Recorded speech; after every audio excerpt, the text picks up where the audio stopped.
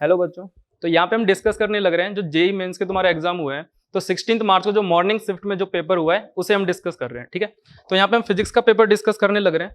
यहाँ जो first question है तुम्हारे पास, इसमें बोला गया है कि एक ब्लॉक है जिसका मास m दे रखा है, इसके ऊपर एक फोर्स लगाया जा रहा है F, और जो यहाँ पे फ्रिक्शनल कोफिशिएंट है वो तुम्हें दे रखा है कितना, म्यू के।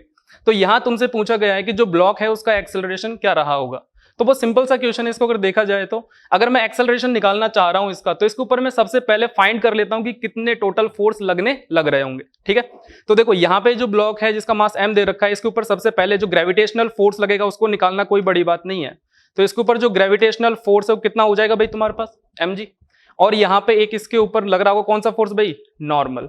तो यहाँ पे लग रहा है इसके ऊपर एक नॉर्मल।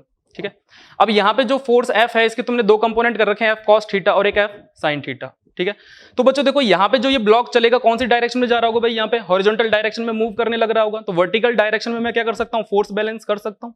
तो n plus F sine theta is equal to कितना हो जाएगा तुम्हारे पास, mg।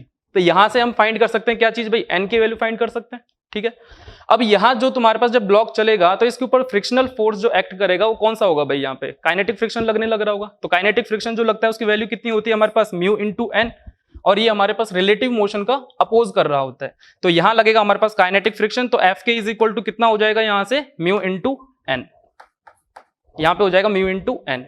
अब यहां जब ये चलने लग रहा है तो इसका जो एक्सेलरेशन होगा वो कौन सी डायरेक्शन में होगा भाई, इस वाली डायरेक्शन में इसका एक्सेलरेशन होगा कितना, ए। तो एक्सेलरेशन अगर इसका राइट में है तो राइट वाला फोर्स क्या होगा, ज्यादा होगा लेफ्ट वाले फोर्स से। तो तुम बोल सकते हो एफ कॉस थीटा बड़ा है इससे। तो हम यहाँ इक्वेशन अगर लगाएं तो इक्वेशन क्या हो जाएगी तुम्हारे पास यहाँ, सिंपल सी, एफ कॉस थीटा माइनस का friction force is equal to m into a. यहां से आ गया इक्वेशन। तो यहां पे फ्रिक्शन फोर्स की वैल्यू कितनी है, म्यू इंटू एन। यहां से सॉल्व कर सकते हो, इसको वैल्यू उठा के पुट कर सकते हो, आसानी से एक्सेलरेशन निकल के आ जाएगा। ठीक है, काफी आसान सा क्वेश्चन था, कोई बड़ी बात नहीं है। ठीक है, तो देखो बच्चों नेक्स्ट क्वेश्चन जो है तुम्हारे पास, यहाँ तुम्हें स्टॉपिंग पोटेंशियल के बारे में बताना है कि स्टॉपिंग पोटेंशियल किस चीज के ऊपर डिपेंड करने लग रहा होगा। ये भी तुम्हारे पास फॉर्मुला बेस्ड क्वेश्चन है, डायरेक्टली इसको सॉल्व कर सकते हो। जो तुम्हारे पास यहाँ स्टॉपिंग पोटेंशियल होता है, कौन सा पोटेंशियल है भाई, यहाँ पे मॉडर्न फिजिक्स में फोटो इलेक्ट्रिक से आया भाई, फोटो इलेक्ट्रिक इफेक्ट से। तो यहाँ जो तुम्हारे पास स्टॉपिंग पोटेंशियल है वो पोटेंशियल जिस पर तुम्हारी जो फोटो इलेक्ट्रिक करंट है वो क्या हो जाए, जीरो सर्किट में। ठीक है, तो यहाँ पे हमें फाइंड करना है कि जो स्टॉपिंग पोटेंशियल है किसके ऊपर डिपेंड कर रहा होगा, जो चीजें दे रखी है उनमें से। तो अगर मैं डायरेक्ट फॉर्मूला देखूं तो स्टॉपिंग पोटेंशियल का जो फॉर्मूला है तुम्हारे पास वो कितना होता है, e V naught is equal to h nu minus का फाइव। तो यहाँ पे डिपेंड तो इनके ऊपर कर रहा है, लेकिन अगर मैं ऑप्शन देखूं तो मुझे बस यहाँ पे क्या मिल रहा है भाई, फ्रीक्वेंसी ही मिलने लग रहा है। तो इसका मतलब हमारे पास यहाँ पे क्या हो जाएगा भाई, फ्रीक्वेंसी करेक्ट आंसर हो जाएगा। ठीक है, तो इसको हम यहाँ पे चेक कर सकते हैं इस तरीके से।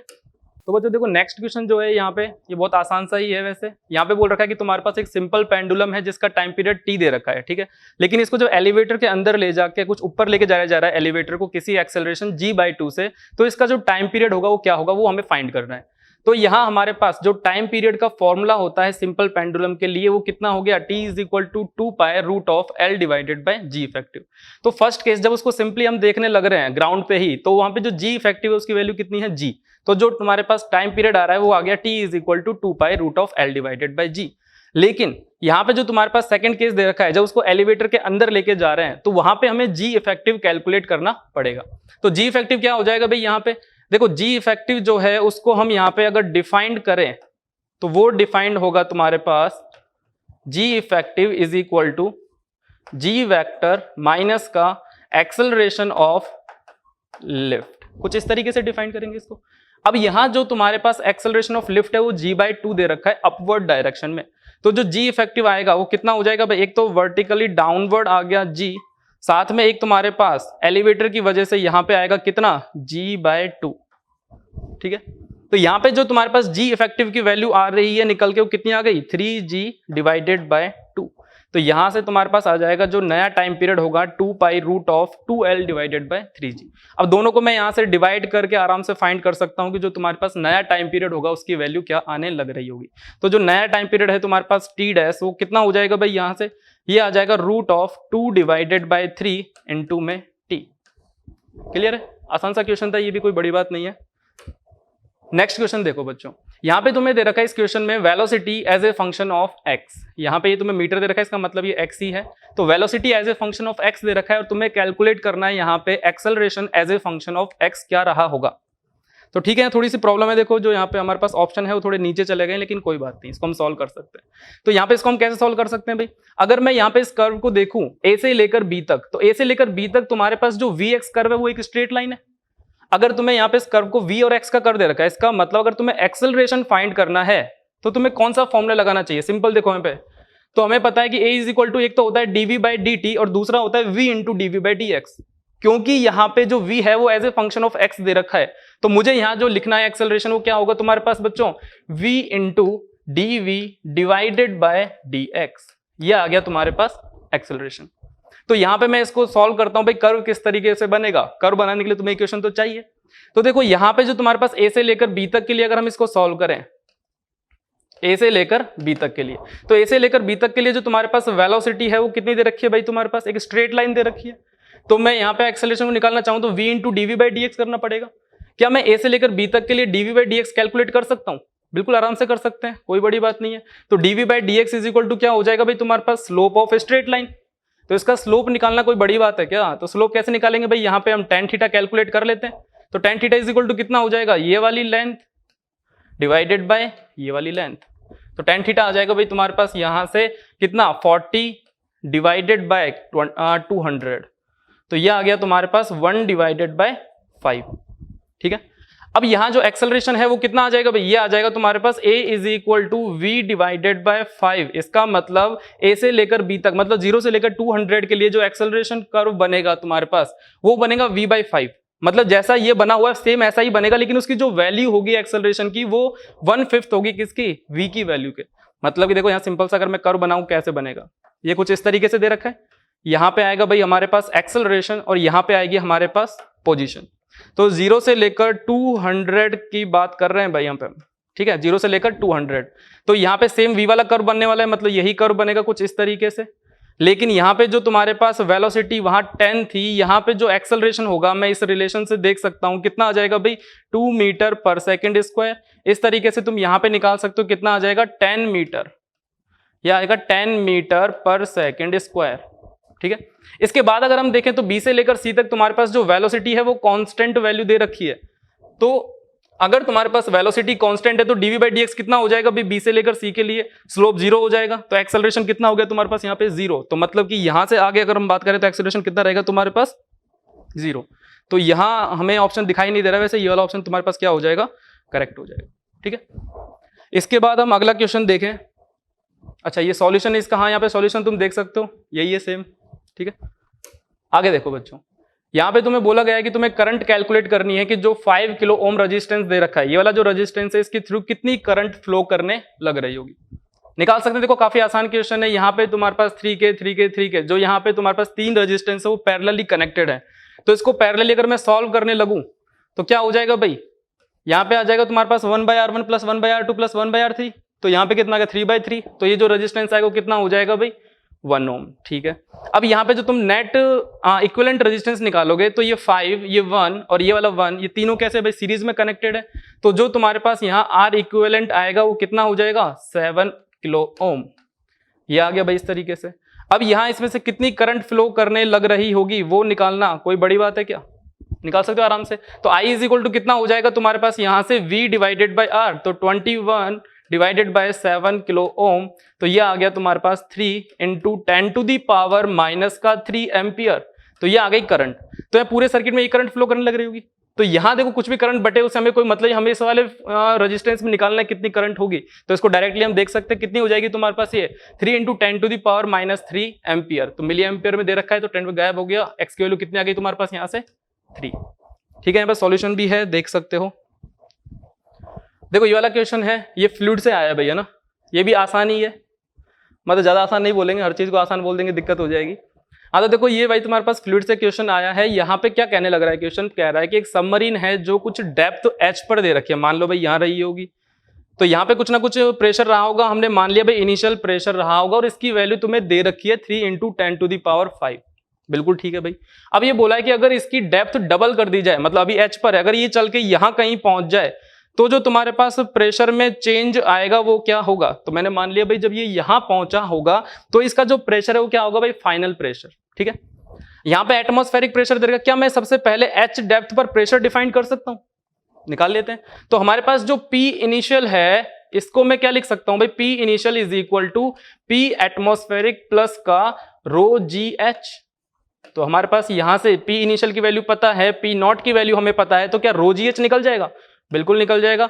तो यहां से जो रो जी एच है वो आ गया 2 इंटू 10⁵ पास्कल। अरे सिंपल है ना भाई, यहाँ पे तुम 3 रख सकते हो, यहाँ पे तुम्हारे पास 10⁵ है तो माइनस करोगे तो 2 इंटू 10⁵ आ जाएगा। तो ये आ गया तुम्हारे पास रो जी एच की वैल्यू। अगर तुम यहाँ पे P फाइनल निकालने लगोगे तो P फाइनल को मैं डिफाइन कर रहा हूं भाई, यहाँ P final is equal to कितना हो जाएगा, एटमॉस्फेरिक प्रेशर प्लस का रो इंटू जी इंटू कितना है तुम्हारे पास यहाँ पे डेप्थ 2h। तो ये तुम्हारे पास हो गया फाइनल प्रेशर। अब परसेंटेज चेंज हम कैसे निकालते हैं भाई किसी भी चीज का, कि final minus initial divided by initial value multiplied by 100। तो हम निकाले भाई इनिशियल वैल्यू उसमें कितना परसेंटेज चेंज हुआ होगा। तो यहाँ पे जो परसेंटेज चेंज है वो आ जाएगा P फाइनल माइनस का P इनिशियल इनटू में 100। तो ये परसेंटेज चेंज आ गया भाई हमारे पास। तो P फाइनल की वैल्यू तुम्हारे पास ये लिखी हुई है, P इनिशियल की वैल्यू तुम्हारे पास यहां से ये लिखी हुई है, दोनों को तुम माइनस करोगे तो तुम्हारे पास निकल के आएगा कितना, P नॉट से P नॉट गया, 2 रो जी एच से रो जी एच गया, तो क्या बचा भाई रो जी एच डिवाइडेड बाय यहाँ पे इनिशियल प्रेशर कितना है P नॉट प्लस का rho ji H multiplied by 100। या सब वैल्यू तुम्हें पता है भाई, रो जी एच की वैल्यू तुम्हें पता है 2 इंटू 10⁵ और P इनिशियल पूरे की वैल्यू भी तुम्हें पता है 3 इंटू 10⁵। सॉल्व कर सकते हो, 66.67% आ जाएगा निकल के। ठीक है, चलो तुम्हारे लिए बोल देते हैं, टफ क्वेश्चन था। हाँ तो देखो यहाँ पे हमें फाइंड करना है भाई मोमेंट ऑफ इनर्शिया क्या रहा होगा, जो यहाँ पे मार्क एक्सिस है इसके अबाउट मोमेंट ऑफ इनर्शिया क्या रहा होगा। अब देखो इनकी जो तुम्हारे पास ऑब्जेक्ट दे रखे हैं इनकी कोई डायमेंशन गिवन नहीं है, इसका मतलब इनको मैं पॉइंट ऑब्जेक्ट मान सकता हूँ। ठीक है, अब यहाँ मोमेंट ऑफ इनर्शिया जब हम निकालते हैं तो मोमेंट ऑफ इनर्शिया का खतरनाक सा जो फॉर्मूला है वो कितना होता है भाई तुम्हारे पास, m इंटू में r स्क्वायर, कि जिस एक्सिस के अबाउट तुम मोमेंट ऑफ इनर्शिया निकाल रहे हो उस एक्सिस से जो मास m है उसकी परपेंडिकुलर डिस्टेंस। ठीक है, अब यहां जो तुम्हारे पास सारे पॉइंट मास दे रखे हैं इससे तो यहां एक्सिस क्रॉस होने लग रही है, तो परपेंडिकुलर डिस्टेंस इस वाले मास के लिए तो कितनी है, 0, इसका कुछ भी मोमेंट ऑफ इनर्शिया नहीं आएगा। यहाँ पे इस वाले मास का अगर मैं मोमेंट ऑफ इनर्शिया कैलकुलेट करने लग रहा हूं तो ये तुम्हारे पास परपेंडिकुलर डिस्टेंस होगी, बिल्कुल होगी। ये डिस्टेंस तुम्हारे पास L दे रखी है, 45 डिग्री एंगल है, तो ये कितना हो जाएगा भाई तुम्हारे पास, ये हो जाएगा L sin 45 डिग्री, ये हो गया। बोले तो L/√2, ऐसे तुम ये निकाल सकते हो भाई, ये डिस्टेंस भी बिल्कुल सेम यही होगी, तो ये कितना हो जाएगा तुम्हारे पास, मैं डायरेक्ट लिख रहा हूं भाई इसको L/√2। अब यहां से इस वाली डिस्टेंस की अगर हम बात करें तो ये L है, ये L है, तो ये कितना हो जाएगा तुम्हारे पास √2 इंटू L हो जाएगा। अब यहाँ पे इसका मोमेंट ऑफ इनर्शिया निकाल लो, तो अगर मैं सबका मोमेंट ऑफ इनर्शिया निकाल लूं तो कितना हो जाएगा भाई, फर्स्ट वाले चार्ज पार्ट सॉरी तो यहाँ पे फर्स्ट वाला जो यहाँ तुम्हारे पास ये पार्टिकल है इसका मोमेंट ऑफ इनर्शिया कितना हो जाएगा, 0। अगर मैं यहाँ पे इसकी बात करूं तो कितना आएगा भाई तुम्हारे पास, m इंटू परपेंडिकुलर डिस्टेंस है L डिवाइडेड बाय √2 का होल स्क्वायर। ठीक है, प्लस यहाँ पे ये जो थर्ड वाला है इसके लिए तुम लिख सकते हो, ये आ जाएगा तुम्हारे पास m इंटू में L डिवाइडेड बाय √2 का होल स्क्वायर प्लस का m इंटू में जो ये वाला पार्टिकल है इसकी परपेंडिकुलर डिस्टेंस कितनी है, √2L, तो ये आ गया तुम्हारे पास √2L का होल स्क्वायर। तो यहाँ पे तुम कैलकुलेट कर सकते हो, इसको इजीली कैलकुलेट हो जाएगा। ठीक है बच्चों, तो देखो यहाँ जो नेक्स्ट जो क्वेश्चन आया है ये तुम्हारे पास कैपेसिटर से आया है। ठीक है, तो ये क्या कहने लग रहा है, इसमें बोल रहा है कि एक पैरेलल प्लेट कैपेसिटर दे रखा है जिसकी विड्थ d है, इसके अंदर एक डाइलेक्ट्रिक डाल दिया जिसकी विड्थ कितनी रखी है भाई तुम्हें यहाँ पे 3d/4 दे रखी है। ठीक है, और उसका जो डाइलेक्ट्रिक कांस्टेंट है वो दे रखा है k, तो उसका जो कैपेसिटेंस है वो कुछ हो गया c'। और पहले डाइलेक्ट्रिक डालने से पहले जो उसका कैपेसिटेंस था वो c0 दे रखा है, तो तुम्हें रिलेशन फाइंड करना है c0 और c' में क्या रहा होगा। तो c0 को तुम डायरेक्टली डिफाइन कर सकते हो ना, c0 इज इक्वल टू कितना हो जाएगा, ε0a डिवाइडेड बाय d, ये हो गया तुम्हारे पास ε0a डिवाइडेड बाय d। अब c' हम कैसे निकालेंगे, तो बच्चों देखो जब यहाँ पे तुम्हारे पास पूरी इसकी विड्थ d थी उसमें 3d/4 विड्थ का डाइलेक्ट्रिक डाला, तो क्या मैं इसको कुछ इस तरीके से देख सकता हूं कि यहाँ जो तुम्हारे पास कैपेसिटर है वो कुछ इस तरीके से दो कैपेसिटर का कॉम्बिनेशन रहा होगा और दोनों सीरीज में कनेक्टेड है, दिखाई दे रहे हैं। और ये जो कैपेसिटर है इसके अंदर यहाँ पे डाइलेक्ट्रिक डाल रखा है, ये तुम्हारे पास यहाँ पे एयर है इसके अंदर। ठीक है, अब यहाँ जो इसका कैपेसिटेंस होगा, मैं इन दोनों का अगर इक्विवेलेंट फाइंड करना चाहूं, मतलब मैं c' जो फाइंड कर रहा हूं इन दोनों का इक्विवेलेंट ही है ना, तो दो कैपेसिटर सीरीज में जब कनेक्टेड होते हैं तो उनका इक्विवेलेंट कितना होता है, 1 डिवाइडेड बाय C1 प्लस का 1 डिवाइडेड बाय C2। तो यहां से तुम्हारे पास आ जाएगा 1 divided by c dash is equal to 1 by C1 plus 1 by C2। अब C1 कैसे डिफाइन करेंगे भाई, किसी भी कैपेसिटर के अंदर अगर तुम डाइलेक्ट्रिक डाल देते हो तो उसका कैपेसिटेंस K टाइम्स हो जाता है। तो यहाँ पे क्या हो जाएगा तुम्हारे पास K इंटू में जो भी इसका कैपेसिटर रहा होगा, तो इसको अगर मैं डिफाइन करूं C1, इसके लिए डिफाइन कर रहे हैं भाई अपन यहाँ पे, तो C1 जो होगा वो क्या हो जाएगा भाई K इंटू में एप्सिलॉन नॉट इंटू में प्लेट का एरिया तो ये रहने वाला है A डिवाइडेड बाय कितना होगा भाई, यहाँ पे तुम्हारे पास इसका विड्थ 3D/4 है, तो ये आ जाएगा 3D डिवाइडेड बाय 4। ऐसे तुम यहाँ पे C2 तो आराम से निकाल सकते हो बच्चों, C2 इज इक्वल टू कितना हो जाएगा epsilon not A divided by D/4। अब यहाँ पे तुम इसकी वैल्यू उठा के पुट करो, आराम से सॉल्व करो, सॉल्व हो जाएगा। ठीक है, चलो आगे देखते हैं। तो आगे बच्चों देखो, यहाँ तुम्हें बोला गया है कि तुम्हें डायरेक्शन बतानी है, करंट की डायरेक्शन क्या रही होगी R1 और R2 जो रेजिस्टेंस दे रखे हैं वहां पे। तो इमोशनल ईएमएफ का क्वेश्चन है एक तरीके से देखे तो देखो यहाँ जो तुम्हारे पास ये रॉड है, जब इसको तुम मैग्नेटिक फील्ड में चलाने लग रहे हो तो इसके अंदर जो इंड्यूस ईएमएफ होगा वो क्या होगा भाई, तो हम कैसे देखते हैं। अगर मैं देखूं इंड्यूस ईएमएफ तुम्हारे पास क्या होता है, E इज इक्वल टू कुछ VBL करके होता है, E इज इक्वल टू कितना हो गया VBL, लेकिन जो डायरेक्शन होती है वो कैसे निकालते हैं हम, तो देखो यहाँ पे V इस वाली डायरेक्शन जा रहा है V से, तो मैं अगर यहाँ पे इस रॉड के अंदर कोई पॉजिटिव चार्ज रहा होगा उसके ऊपर जो फोर्स लगने वाला है, डायरेक्शन बता रहा हूं भाई कैसे निकालेंगे, तो हम कैसे निकालेंगे इसका V वेक्टर, तो QVB सॉरी यहाँ पे निकालेंगे QVB से, तो यहाँ पे क्या फोर्स लग रहा होगा V vector cross B vector, तो इस वाली डायरेक्शन में फोर्स लग रहा होगा पॉजिटिव के ऊपर, तो यहाँ पॉजिटिव चार्ज जाएंगे, उस वाली डायरेक्शन में क्या जाएंगे तुम्हारे पास नेगेटिव चार्ज, तो यहाँ जो मोशनल ईएमएफ आएगा तो यहाँ तुम्हारे पास पॉजिटिव टर्मिनल बनेगा, यहाँ पे नेगेटिव टर्मिनल। ठीक है, और यहाँ जो एक बनेगा V वो कितना हो जाएगा भाई, यहाँ से VBL आ जाएगा जो इसका यहाँ पे ईएमएफ रहा होगा। अब यहाँ बैटरी अगर कुछ इस तरीके से, तो करंट कैसे फ्लो होने लग रहा होगा भाई, इस वाली डायरेक्शन में करंट यहाँ जाने लग रहा होगा, इस वाली डायरेक्शन में करंट यहाँ जाने लग रहा होगा, तो इससे मैं बता सकता हूँ इसको। ठीक है, और भी तरीका इसको सॉल्व करने का, देखो भाई यहाँ पे और कैसे सॉल्व कर सकते हैं।